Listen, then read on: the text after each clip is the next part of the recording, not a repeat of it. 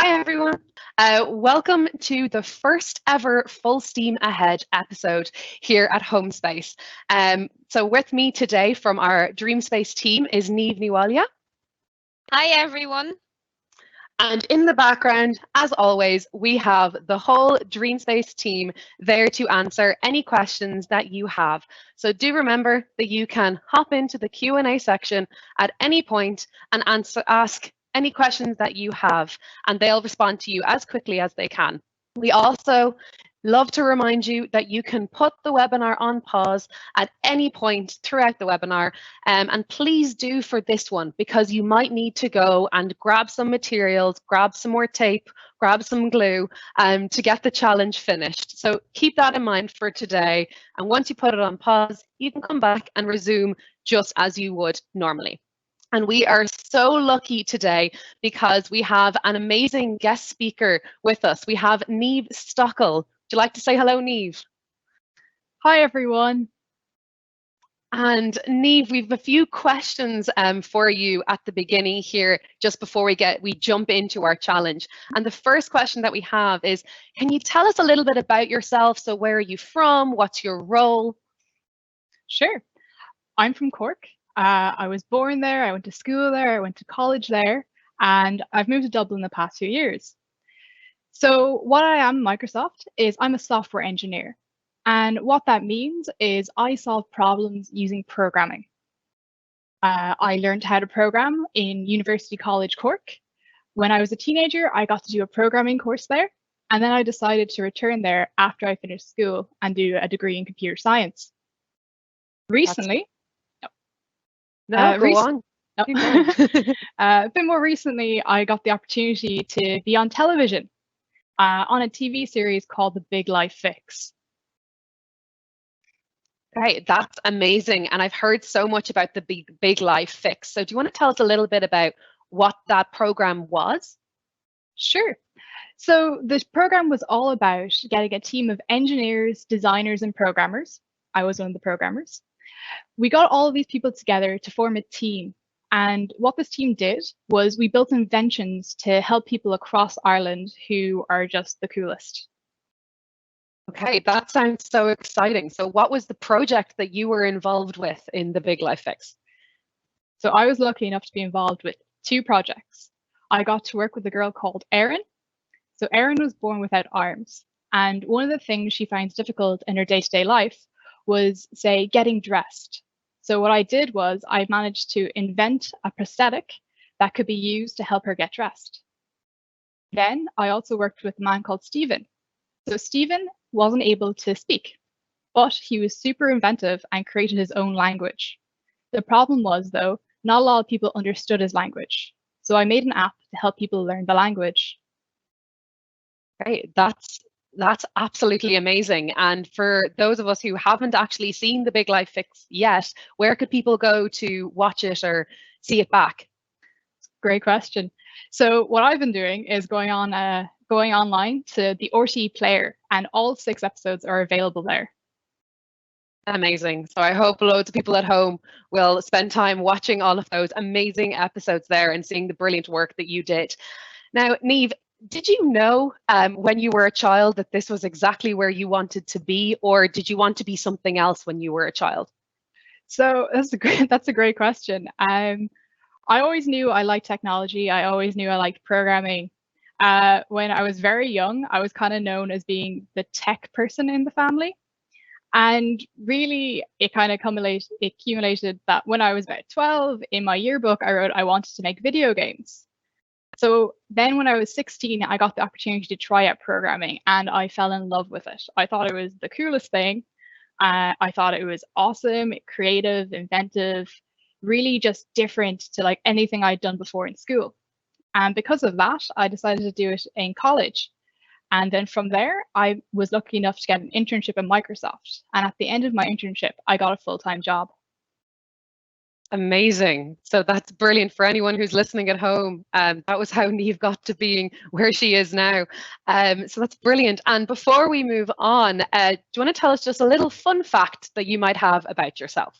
Well, Before I got the job at Microsoft, I spent the summer working as a camp counselor in the USA. So that meant I lived in a tent in a state park for an entire summer, which, you know, interesting times. For example, we had to evacuate one day because we had a wild animal on the site. And I know what you're thinking. Oh my God, there was a bear. It wasn't a bear. It was actually a baby moose had wandered into our campgrounds, but we had to evacuate in case its mother came along and wasn't happy with us. Oh my gosh, that is such a cute story. And happy that you didn't bother the moose and that they hopefully got back to their mother at the end. They did.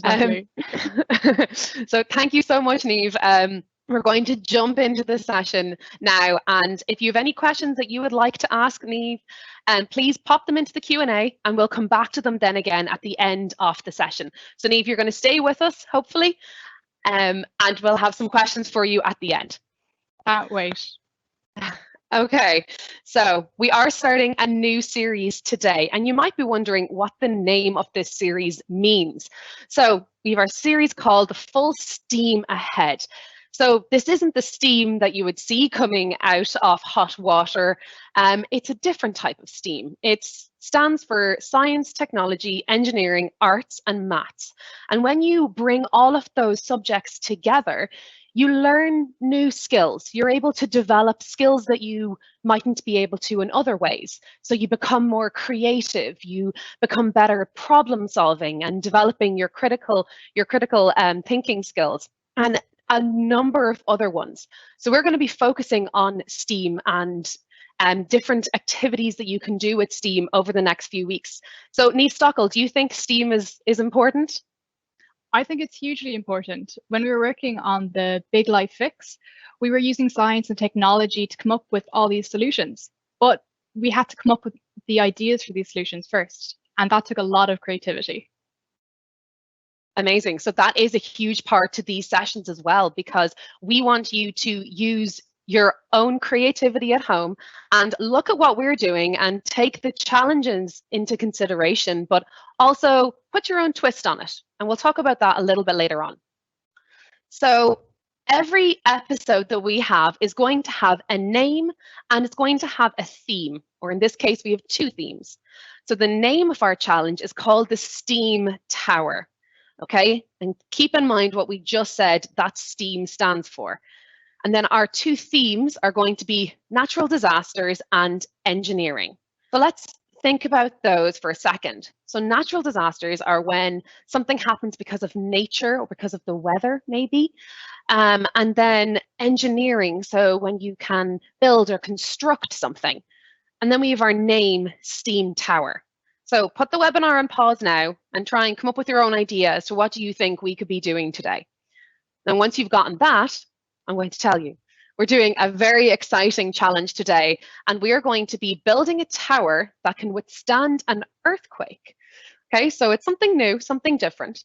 But I'm going to pass you on to Niamh Stockil now, who's going to tell you about the materials that you need for today and where you can access them from now on in the coming weeks. Thanks, Kaylin. Okie doke.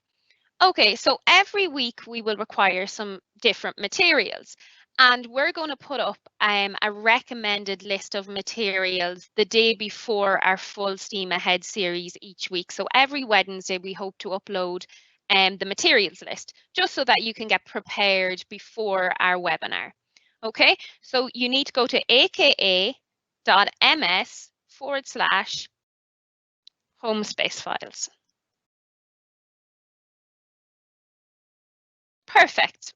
Okay, and our wakelet does take a few minutes to warm up and to open up, so I have it already preloaded for us. So we need to scroll down and we need to find the section called Full Steam Ahead. Okay, so here's our Full Steam Ahead section here, and then we click into this link, which again takes a couple of minutes to open, so I have it already open for us over here.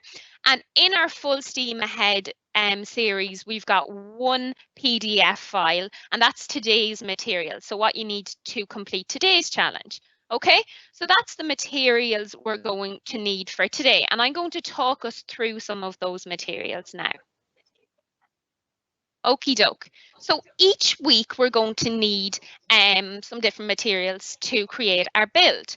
And this week there's 4 different sections. So we would recommend that you use one item from each of the 4 sections. But don't worry, if you haven't got some of these items, don't go out and buy anything. We don't want you to do that. We want you to improvise. So use any recyclable materials you have at home available to you that you think might be suitable for the challenge instead of some of the items. So we would recommend using one item from the blue section, from the yellow section, from the green section, and the pink section.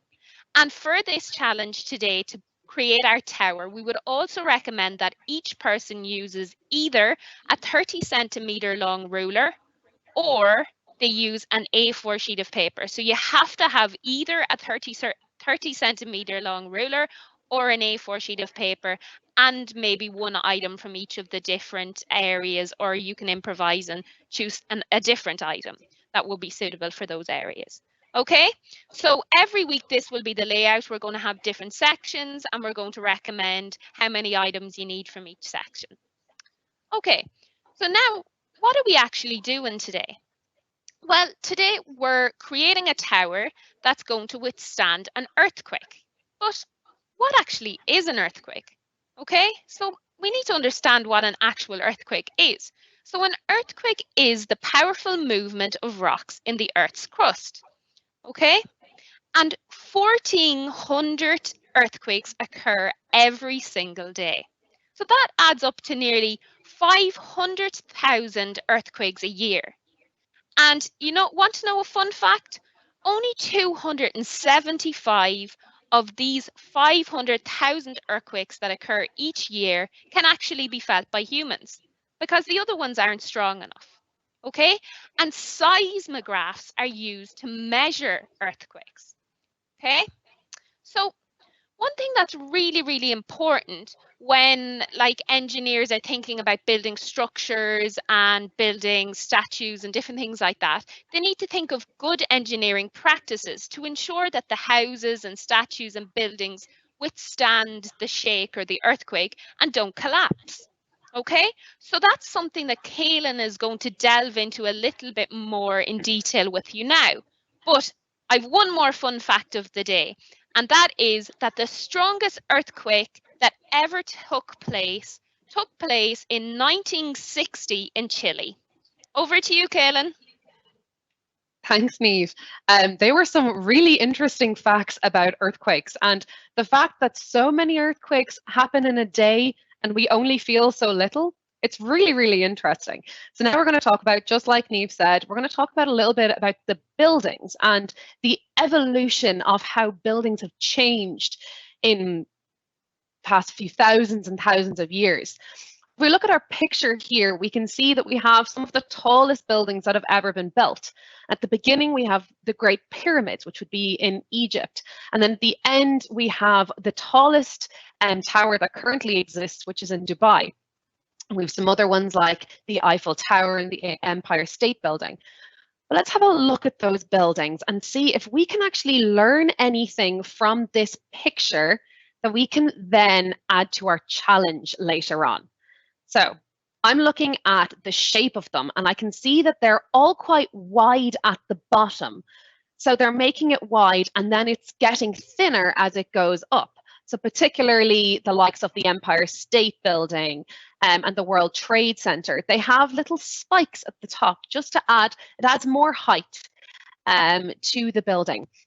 And then you can see that they all kind of keep that structure of having a wide base. So let's keep that in mind when we're going into our challenge. Something else we can see on this image here is how long it took to build all of these buildings. So the first one we have was the Great Pyramids, and it took 20 years to be completed, whereas the most recent building only took 5. Even though it is a lot taller, it took a less amount of time. So that's really interesting, and it shows how we as human beings have developed a lot and we've learned new ways of doing things in a quicker and more efficient way.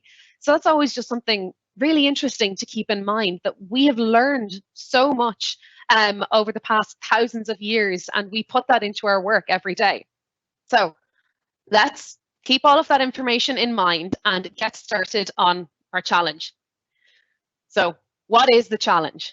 Your challenge today is to use any of the materials that you have available to engineer and construct your own building that you believe can withstand an earthquake without collapsing.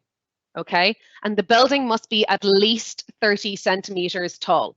So we don't want you to go building an actual building, but something that you can build that's around 30 centimeters tall.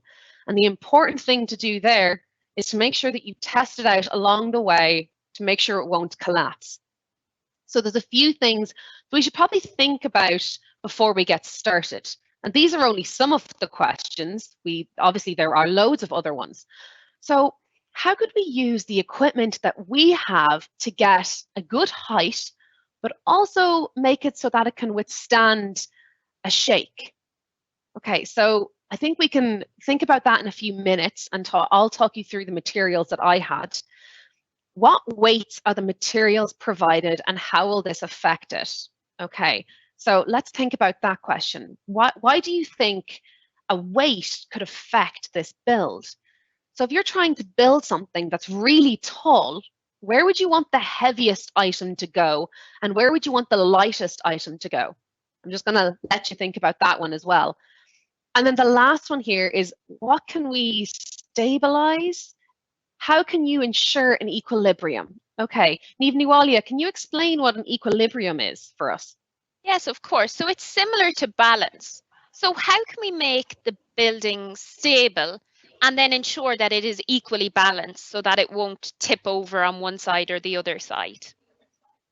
Okay, brilliant way of explaining it there. So if we are building something and we add an item to one side of our build, we'd need to find something that weighs the same amount and add it to the other side of our build. Okay, so I want you to pause the webinar now with these questions up. Think about what you're going to do, and then let's get started on our build.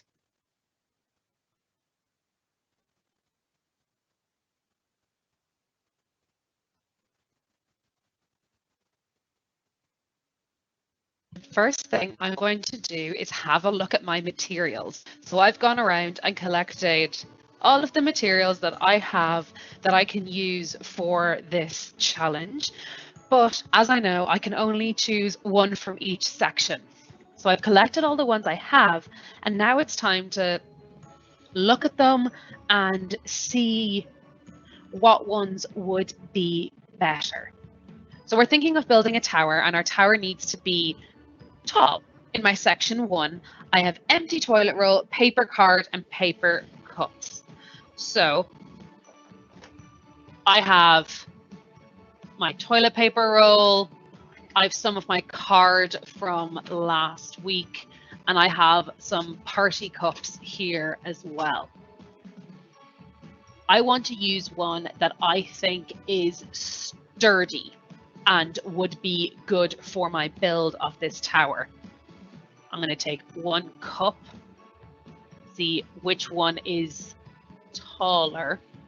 So my toilet roll would be taller, but I think my plastic cup might be a little bit sturdier.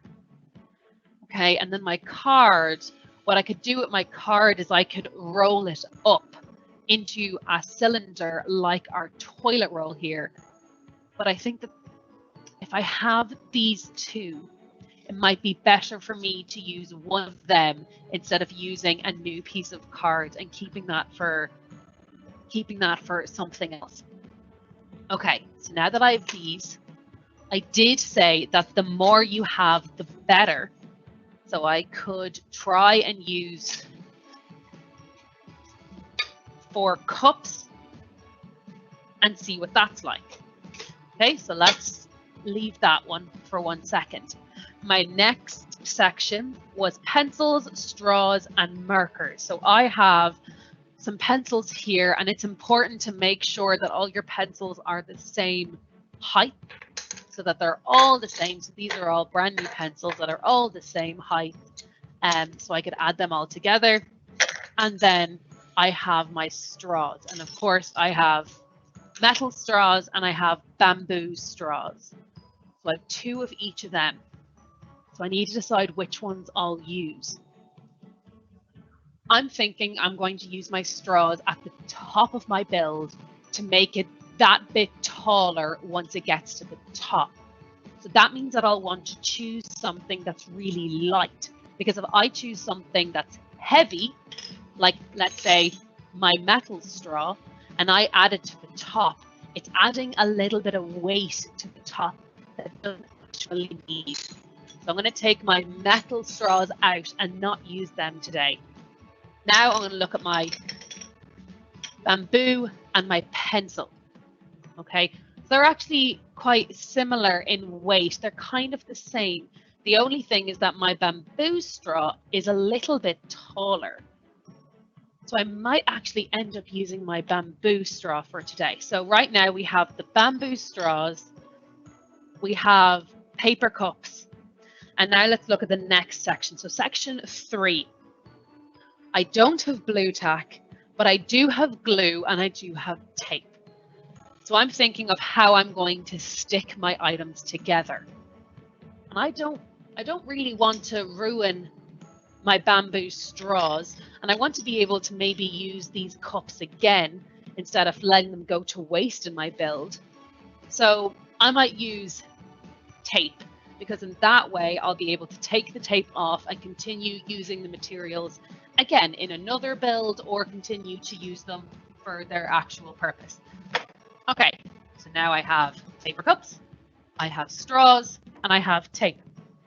Now one last section is section 4, and it says paper plates, a shoebox, or a notebook.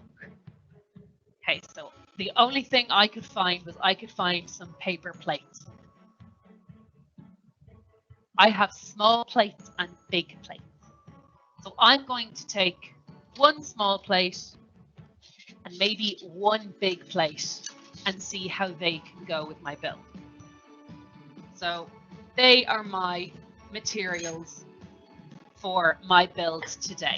I have cups, paper plate, straws, and some tape. Let's see how we get on with our build. Okay, so those are the materials that I chose for the reasons that I just explained. But like Niamh Stockil said earlier on, be creative with this challenge. So I used the straws at the top because I said I wanted to have something light at the top. But if you did have metal straws at the bottom, you could easily do the same thing because they're good and strong. So be creative with it and try and get your own materials at home. So let's see how we can build our tower now. The first thing I'm going to do is have a look at my materials.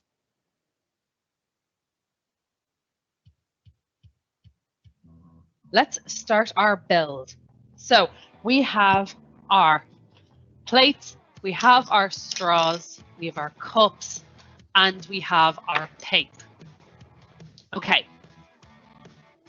I'm thinking back to the evolution of buildings that we just talked about. And in those pictures, we could see at the bottom, they were quite wide. And then they started to get thinner as they went up. So I'm going to use that same structure as I saw in those pictures. Okay, so my widest items are not my straws and they're not my small plate. It's either going to be my cups or my big plate. So I want to think which one is more sturdy now, so that when the earthquake comes, which one is less likely to fall over. So I'm going to think of a table. So a table has 4 legs. So I'm going to try and recreate that by having my tower have 4 legs. 3, 4. Okay, so I have my 4 there. And then, so that I can add more things on top of that, I'm going to put my paper plate on top.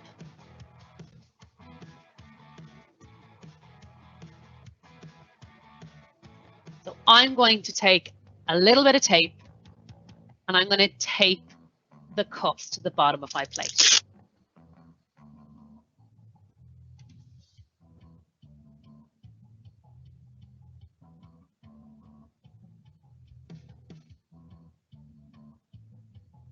I'm happy with that so far.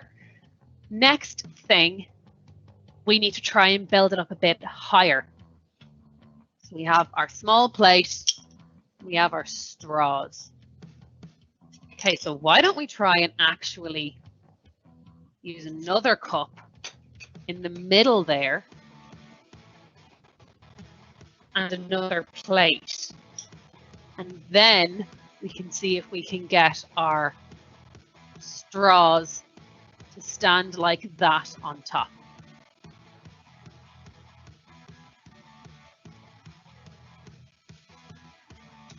Now to stick our straws on.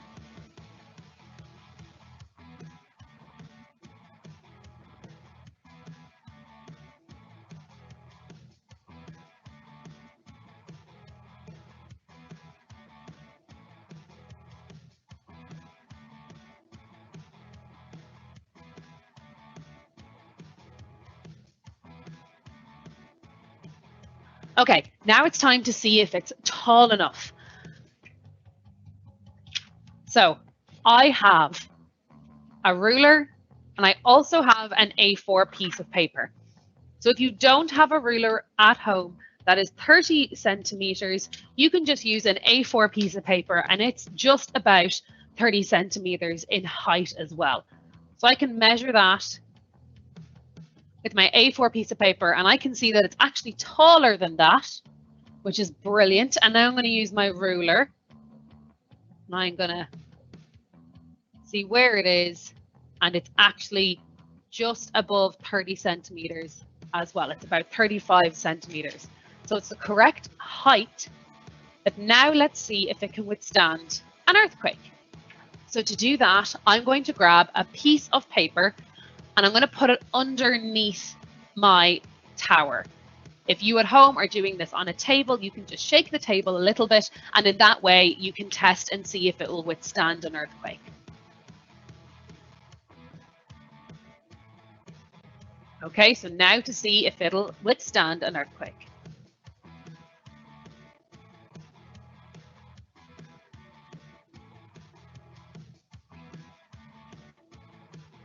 And my tower seems to be doing okay. Okay, so that's my build, and you can see that obviously I went through it very quickly there, and it doesn't look that great. So hopefully at home, when you are making your towers, you can make them look a lot better and a lot more sturdy than mine did. So be creative with your materials, use what you can find, and best of luck with that challenge. So Niamh Stockil, I think you were keeping an eye out for any questions that we had for Niamh Stockil. So let's ask them to her now. Perfect, I was indeed, and we've got some great questions for Niamh. So Niamh Stockil, the first question is, what would you have done differently during your build? So I thought Caitlin's build was great. One thing I would have added to it is the 4 cups. When they were down, I might have added, say, a pencil or the metal straws and use those to hold the cups together as well to give that extra bit of stability. Excellent. Thanks so much, Niamh. And another question. What do you have to do to be a software engineer? Ooh, this is a really good one. So a software engineer, as I said earlier, it's all about solving problems with code. So you need to know a bit about coding. And as you're here with the HomeSpace team, you're already on track there. You also need to know how to solve problems.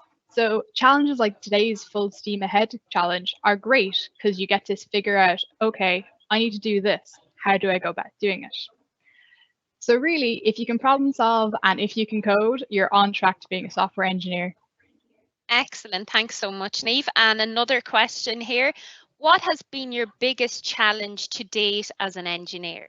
Ooh, so when I was on the Big Life Fix, it was my very first time using a 3D printer. So I was being very careful in what I was doing. I drew out all my plans on paper first. I then did up all my models on the computer. So in particular for Erin's dressing aid, this is what the final piece looked like, but it wasn't the first piece. So even though I prepared so carefully, I accidentally used the wrong sizes when I was doing the printing. So it ended up too big. So I tried to fix this by making it smaller. But unfortunately, I then made it too small and it was too brittle. But that's okay. Engineering, what we do is called iteration. And what that means is we come up with a little prototype, and then we come up with a new prototype that fixes the problems on the earlier one. So I made one too big, so then I made it smaller, but it was too small, so I made it slightly bigger. And iteration like this helps us solve problems. So it was a big challenge because it was my first time doing it, and I made a few mistakes, but the end result was great. Excellent, thanks, Niamh. And that kind of leads into another question we have here. Did you have to test and retest loads of different times on the big light fix? And what other projects other than that one did you complete? I had to do lots of testing. So even though the TV show is only an hour long, it took over a year to do all the projects. What that meant was we had lots of time to first think of a solution and then try it out. So as I said, the dressing aids, we did a bunch of different times. Another thing we did was I built an app to help people understand and learn Stephen's language. So Stephen has this really cool language. He doesn't use his voice. He mostly uses his eyes. And how he does that is by drawing different shapes with his eyes. And each of these shapes means something different. So we had to design an app that could take a user drawing the shape and then translate that to the right letter. So we had to do that a few times to get that right. So the first time it didn't work out too well, but then the next time it worked better and better. And we kept doing this until eventually it just is super smooth.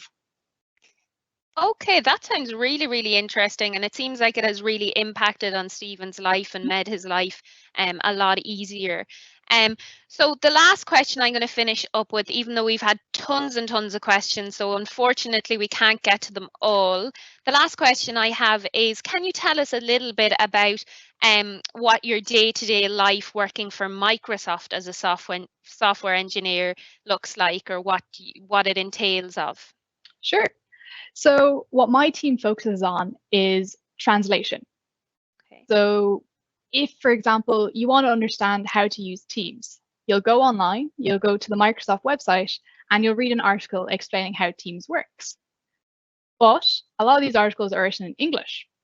And if English isn't your first language, say you don't speak English at all, you still want to be able to use Teams and understand how it works. So my team builds software that translates from all these articles from English into a whole bundle of other languages. Great. Thank you so much, Niamh. So that's all the questions we're going to take for now. We will have a look at some of the other questions in a few minutes. But now we're going to go over what we learned today. So what did we cover? Well, we learned what STEAM stands for, and that we learned that we weren't talking about the steam that comes out of a kettle once a kettle boils, that we were talking about STEAM in terms of an acronym. So STEAM stands for science, technology, engineering, arts, and mathematics. We also learned lots of cool facts about earthquakes. So we learned that over 1,400 earthquakes occur daily, but only 275 earthquakes out of the 500,000 earthquakes that occur every year are felt by humans, because only 275 of them are strong enough to be felt. We also learned about the evolution of building and how obviously now good engineering practices have made buildings more robust and made them be able to withstand earthquakes. And we finally learned how to build a tower that would withstand an earthquake. So next up, we need to sort out our home challenge for this week. So this week we have a really exciting home challenge set for you all. So we want you to have a look at creating your own tower that will withstand an earthquake. And as Niamh Stockil said, you're going to have to test and retest your structure a couple of different times to make sure it's perfect. So don't worry about that. It's great when you fail the first time and realize that you have to go again, because that's a learning process. Okay? So now we're going to have a quick look at the question and answer section and see if there's anything else in there. Okay, so I see here, there's one here.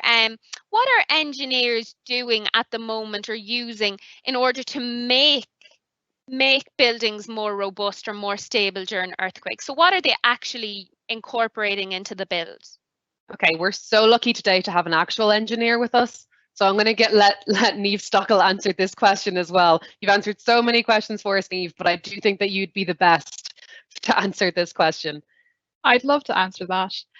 So one thing when it comes to the ground, when an earthquake happens, the ground's moving. And because of this, the buildings tend to wobble and shake. And one way to prevent that is by using what are called shock absorbers. And what these do is they take the energy of the ground moving and they absorb it. So the building doesn't shake, but instead it might just wiggle a small bit, and it reduces the amount of energy that goes into the building shaking. And one way they do this is by using ball bearings. So if you were to imagine you had a building that was on a plate, which is on top of marbles, and the ground underneath the marbles started to shake. The marbles would all start rolling around underneath the plate, but the plate wouldn't necessarily move as much. So that means the building on top of the plate also wouldn't move as much. Versus if there was nothing underneath the building and it was directly on the ground, all that shaking force in the ground would go right into the building, causing it to wiggle and wobble all over the place. That is excellent. So cool. Thanks so much. And we also have another one here. What is the strength of an earthquake called? So I was going to answer that one, but I'm actually going to add that to the home challenge. So I would like if you would maybe research a little bit on earthquakes, research up on earthquakes as part of your home challenge before building your tower, because that might be interesting. It might help you come up with maybe more in-depth or more critical ideas when you're building your tower. And have we anything else there? I also actually see another good one. Again, it's for Niamh Stockil, but I'm going to leave it as our last question. Niamh, what has been the best thing you've ever created using STEAM? Oh, that's a great one. You've probably loads of different projects that come to mind. Yeah, I've done lots of small little projects as well as, say, the ones on TV. But I guess I'll talk about those ones because you guys can actually look and watch them on the RT player. One of the things I built for Erin was a special keyboard that was able to be used with her feet. So Erin doesn't have hands, so she can't type as easily. And as some of you might know, we have what are called keyboard shortcuts. So you can press the Control button and the C button, and that will copy stuff to the clipboard. But Erin's toes didn't have the dexterity to be able to click the two buttons at once. So as part of the keyboard that I built her, it's got a special collection of single buttons that do things like Control and C, but only with one click instead of 2 or 3. Cool. That sounds amazing. That was absolutely amazing. Thank you so much, Niamh Stockil, for joining us today. And thank you everyone at home for watching as well. Niamh, I think you had a shout out that you wanted to give. I do. I was informed that I have a bunch of cousins who've been watching the series. So guys, please keep it up. Delighted to hear that you're all enjoying it. It's been a fab series so far. So thank you so much for joining us today. We were so lucky to have you on our first episode today. And everyone at home, remember to keep an eye on the Wakelet to see what materials you'll need for next week. And then for every week after that. I also want to give a very quick shout out to Engineers Ireland who are supporting this series and will be over the coming weeks. So thank you again, Niamh Stockil, and thanks everyone for tuning in today. Can't wait for next week. See you next week, guys. Bye. See you all next week.